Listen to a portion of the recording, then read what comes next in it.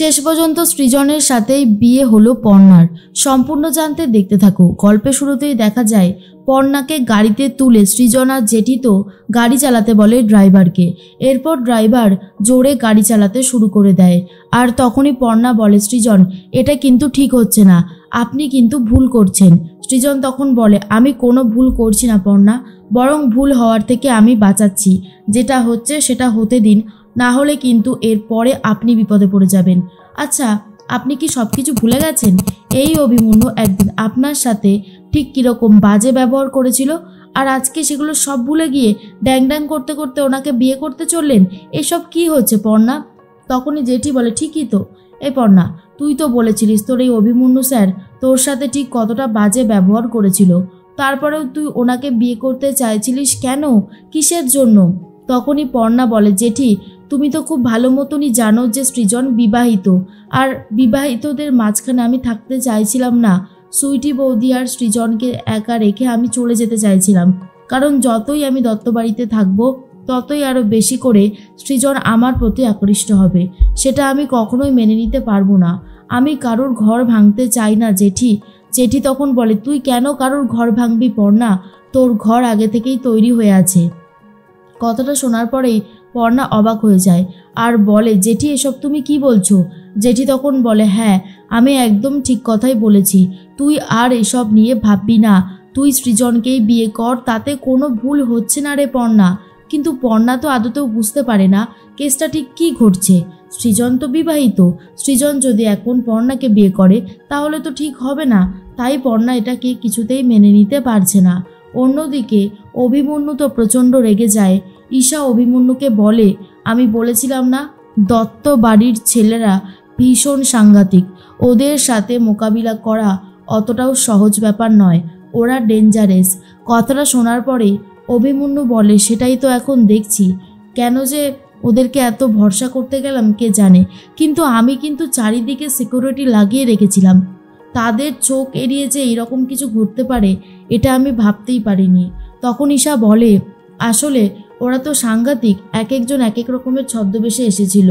চয়নরা এসেছিল পুরোহিতের ছদ্মবেশে, রুচিরারা এসেছিল ওয়েটারের ছদ্মবেশে, সেই জন্যই আপনি বুঝতে পারেননি।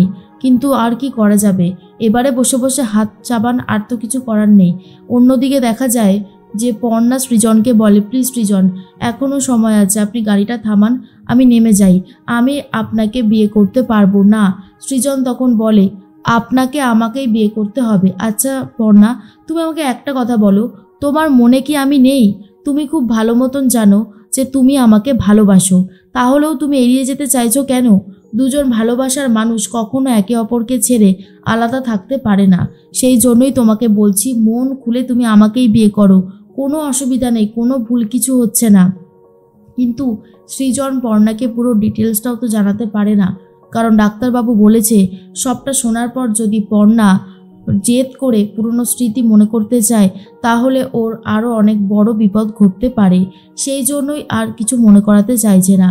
এরপরেই একটা মন্দির দেখে গাড়িটা থামায় ড্রাইভার, আর সৃজন তখন বলে, আসুন এখানেই আমাদের বিয়ে হবে। তখন বিয়ের আসরে পিকলুকে দেখে পর্ণা জিজ্ঞেস করে, কি ব্যাপার তুই এখানে? তুই তাহলে এসবের আয়োজন করেছিস?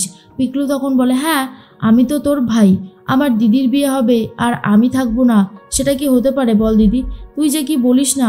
পর্ণা তখন বলে, পিকলু তুই তো বুঝতে পারছিস যে সৃজন বিবাহিত, তারপরেও তুই এগুলো কেন করছিস? তখনই পিকলু বলে, দিদি তুই বিশ্বাস কর, যেটা হচ্ছে সেটাই বাধা দিস না, সেটা ভুল কিছু হচ্ছে না, তোকে কি করে বোঝাই বলতো? আর তখনই মনে মনে একটা কথাই ভাবতে থাকে পিকলু, যে দিদিকে বোঝাতে হবে, এটাই হচ্ছে একমাত্র সলিউশন, এছাড়া আর কিচ্ছু হবে না। সৃজন বলে, পুরোহিত মশাই আপনি বিয়ের সমস্ত তোড়জোড় শুরু করে দিন, আমরা এক্ষুনি বিয়ের পিঁড়িতে বসে পড়ব। এর মধ্যে অমিবাবু, চয়ন, রুচিরা, বর্ষা সবাই এসে উপস্থিত হয়েছে মন্দিরে। জেঠি তখন বলে, এই তো বাকিরাও সবাই চলে এসেছে, আর দেরি করে কোনো লাভ নেই, ঝটপট করে বিয়ের আয়োজনটা শুরু করে দাও। তখনই পর্ণা বলে, তোমরা তাহলে কেউ আমার কথা শুনবে না বলেই ঠিক করেছো তাই তো? আমি না সত্যি বুঝতে পারছি না তোমাদেরকে আর কীভাবে বোঝালে তোমরা বুঝবে। জেঠি তখন বলে, তোকে তো আমরাও বোঝানোর চেষ্টা করছি যে যেটা হচ্ছে সেটাই ভুল, কিছু হচ্ছে না, তুইও তো বুঝতে চাইছিস না, এবার বল যে তোকে আমরা কি বলবো। বর্ষা তখন বলে, পর্ণাদি, আমার দাদা তোমাকে খুব ভালোবাসে গো, আর তোমাকে ভালো রাখবে। তুমি এসব নিয়ে একদম ভেবো না, তুমি মন দিয়ে এই বিয়ের কাজগুলো করো। এর মধ্যে অভিমন্যু আর ঈশা তো কথা বলছিল। তখনই পূজা এসে বলে, ক্যাপ্টেন একটা গন্ডগোল হয়ে গেছে। ক্যাপ্টেন বলে, এই বিয়েতে শুরু থেকেই তো সব কিছু গন্ডগোল হচ্ছে, আর কি গন্ডগোল হবার বাকি আছে সেটাই তো আমি বুঝতে পারছি না। পূজা তখন বলে, সুরঞ্জন খোঁজ নিয়ে বলল পর্ণাকে নিয়ে সৃজন নাকি একটা মন্দিরে গেছে বিয়ে করবে বলে। অভিমন্যু বলে, কি বিয়ে করবে? আমি তো ভেবেছিলাম সৃজন বড়জোর হলে পর্ণাকে নিয়ে যাবে দত্তবাড়িতে, কিন্তু এখন বিয়ে করবার মতন জায়গায় পৌঁছে গেছে। কি হবে এখন ঈশা? এরপর ঈশা বলে, আমিও তো বুঝতে পারছি না। তখনই অভিমন্যু বলে, ভেবেছিলাম পর্ণার ওই চরের বদলা নেব পর্ণাকে বিয়ে করে, এখন তো দেখছি সমস্ত হিসাব গোলমাল হয়ে গেল।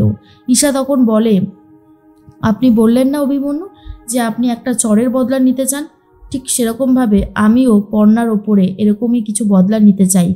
আপনাকে তো একটা চর মেরেছে, আর আমার সাথেও যা যা করেছে তার জন্য ওর শাস্তি প্রাপ্য ছিল, কিন্তু কপালবশত ও পায় না শাস্তি, আমরাই উল্টে শাস্তি পেয়ে যাই। এর মধ্যেই পর্ণা তখন বলে, আমি কোনোভাবেই আপনার গলায় মালা পরাবো না। সৃজন তখন বলে, ঠিক আছে, আমি তাহলে পরিয়ে দিচ্ছি, মালা বদল হচ্ছে, শুভদৃষ্টি তো আগেই হয়ে গেছে। এরপর অমিবাবু বলে, পর্ণা, তুমি তো আমাকে আঙ্কেল বলো। আমি বলছি এই বিয়েতে কারোর কোনো ক্ষতি হবে না, তোমার কাকিমা আপত্তি করলেও কিছু যায় আসে না। এই বিয়ে হবারই ছিল, ভগবান তোমাদের মিল অলরেডি লিখে রেখেছে, তাই যেই চাক না কেন তোমাদের এই বিয়ে ভাঙতে পারবে না। তুমি আমার কথাটা বুঝতে পারছো তো পর্ণা? এরপর পর্ণা কিছুতেই মানতে চাইছে না, আর বলে, সুইটি বৌদি আমাকে হাত জোর করে অনুরোধ করেছিল যাতে আমি ওর জীবন থেকে, আপনার জীবন থেকে সরে যাই, অনেক দূরে চলে যাই। আর এখন সুইটি বৌদিকে আমি কি উত্তর দেব? সুইটি বৌদি যখন জানতে চাইবে যে তার কি হবে, তার স্বামীকে আমি নিয়ে নিলাম, বুঝতে পারছেন তখন আমাকে কি পরিস্থিতি ফেস করতে হবে। সৃজন তখন বলে, আপনি সুইটির কথা শুনে এসব করছেন? সুইটির সাথে আমার বিয়ে হয়নি পর্ণা, এটা পুরোটা ভাওতাবাজি। সুইটি পুরোপুরি মিথ্যে কথা বলছে, ওর বাড়ি হচ্ছে রঘুনাথপুরে। আপনি যাবেন, গিয়ে শুনবেন ও কতটা ঠগ আর জোচ্চোর। আপনি আমার কথাটা শুনুন, আমি আজকে আপনাকে বিয়ে করব, স্ত্রীর সম্মান দেব। আমি সুইটিকে বিয়ে করিনি আর করবও না। এরপর অমিবাবু বলে, ঠাকুরমশাই সিঁদুরটা দিন, এবারে সিঁদুরদানটা হয়ে যাক। আর তখনই ঠাকুরমশাই সৃজনের হাতে সিঁদুরটা দেয়, আর সিঁদুরটা নিয়ে পর্ণার সিঁথিতে পরিয়ে দেয় সৃজন। ফাইনালি সৃজন আর পর্ণার বিয়ে সম্পন্ন হলো। রুচিরা, বর্ষা এরা অনেক বেশি খুশি হয়, আর ভাবে যাক তাহলে এবারে বৌদি ভাইটা ডাকতে পারবো। উফ, যা অসুবিধা হচ্ছিল না কদিন। এরপর পর্ণার মনটা খুব খারাপ হয়ে যায়, কিন্তু সৃজন পর্ণার মন ভালো করার দায়িত্ব নেয়।